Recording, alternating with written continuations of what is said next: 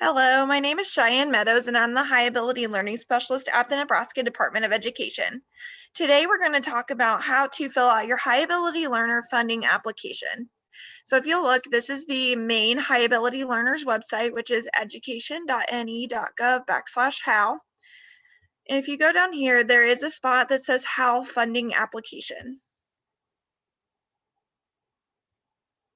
From here, you'll see that you can access the actual application, the instructions for filling out the application, an example HAL plan, and an outline of a plan to use. So, and this video will actually be here too. So you'll be able to go back and reference it. And this is all the things you should need to fill out the application. Please note that it is open from August 1st to September 15th. So please have your application in by September 15th. So this will take you to the NDE portal, and I'm already logged in, but over here it'll ask you for a login, and then you go up here to data collections. From data collections, you'll probably have to add high ability learners, and the person who fills out the application should have a code for that if you don't already. So this is the main home screen, and right here you will go and you will choose your district, and I am going to use Millard as my demonstration district. And this will bring up the application. So if you want those instructions again, if you didn't get them off the website, you can click here and it will pull up the instructions. Also, you can see your application for the previous year. So if you have any questions about what you filled out last year, if you click this button, it will take you to your previous year's application where you can click through and look at the different aspects. So for this year's application, as you'll see here, you have your contact information, which is just who's your administrator. I'm just going to fill in my name. Who's your HAL contact? That's important as well. And then here, as you can see, you have to upload your high ability learner plan. This is not usually something that has been a required field in the past, but per Rule 3, it will be required this year. So if you'll see, if you go to hit Save Information, it will say application is not saved, enter a select date of your HAL plan. So you have to go here and you have to upload your plan. So choose File.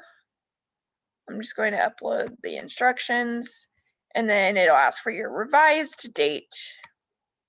Say today. And then didn't take. And then I can hit Save Information. Oh, enter my email. Now save information, and there we go. Successful save document and revised date, and we can go home and you get that green check mark. So that is the easiest section of the application. And then you're going to have your 2020-2021 year-end report. So this is asking, what did you offer in the 2020-2021 school year? So last school year, what programs did you offer? So if you offered self-contained programs, if you offered pull-out classes, you would select that and say you did it for 3rd, 4th, and 5th grade.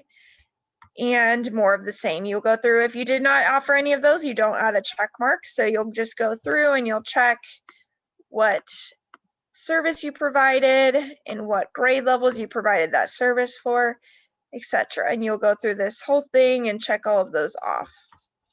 And then save report.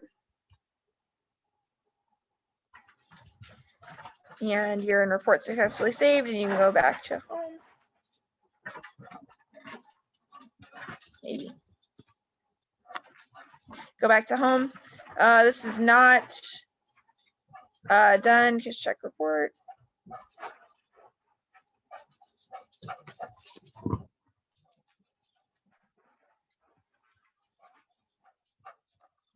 Save report. Try this again.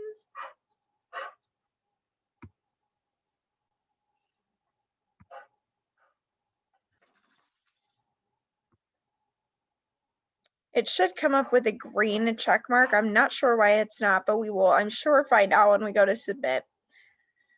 Then this is your 2020-2021 expenditure report. Again, you're looking at last year, how much did you spend?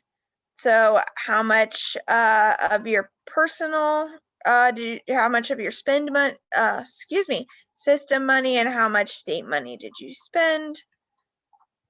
So for total state fund received, we're just going to make it easy and put 154,000 here, and then maybe 694 in professional development. Again, this has to equal this number, and there are no decimals. Round to the nearest dollar. It'll ask you, save budget. We've got that equaling amount. You can check the budget. No errors were found. So again, out of all these different categories, they have to equal this amount.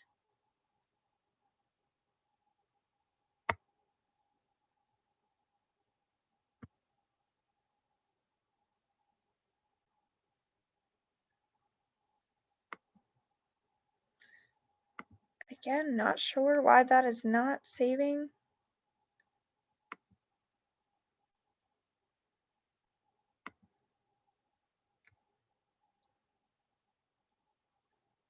Again, note that this is for September 1st, 2020 to August 31st, 2021, which is your fiscal year.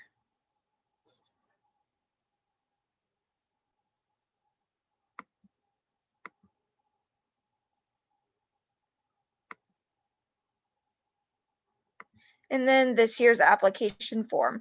And this is where you put, are you requesting base and matching funds? So is your local system kicking in dollars? Do you want base funds only, which is just what the state gives you? Or are you a non-applying system? This will all autofill. This is all counts from our data collection system. Here is where you would put in if you are kicking in local dollars. So it is saying, here are your eligible state funds.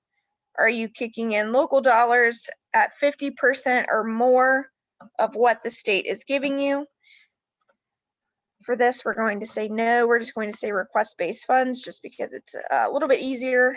And then this is what are you proposing you're going to spend it on. So 302,000 here. Let's do 342 here. And that should all match up with what this number is. And then you can hit save.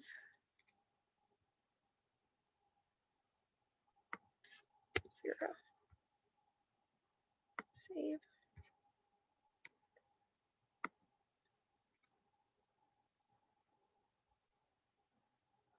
All right, all this is saved.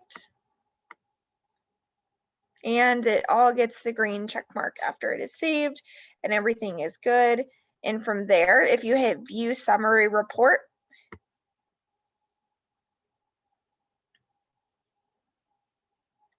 this is going to just be a copy of the application you filled out.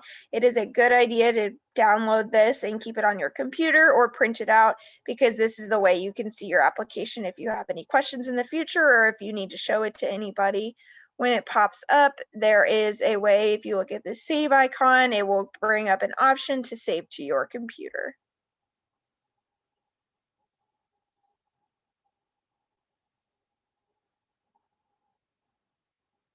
This one does take a minute because it is compressing all that information into the files, and it takes a moment to do.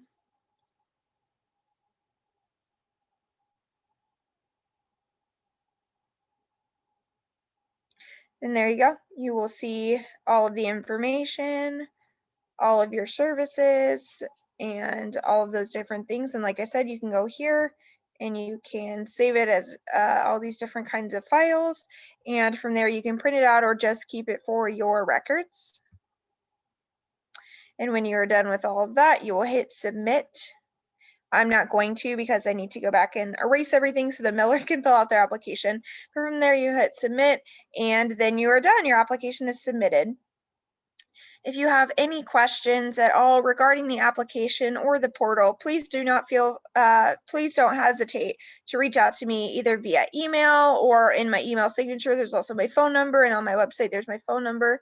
So please reach out, and I hope to see all of your applications in by September 15th.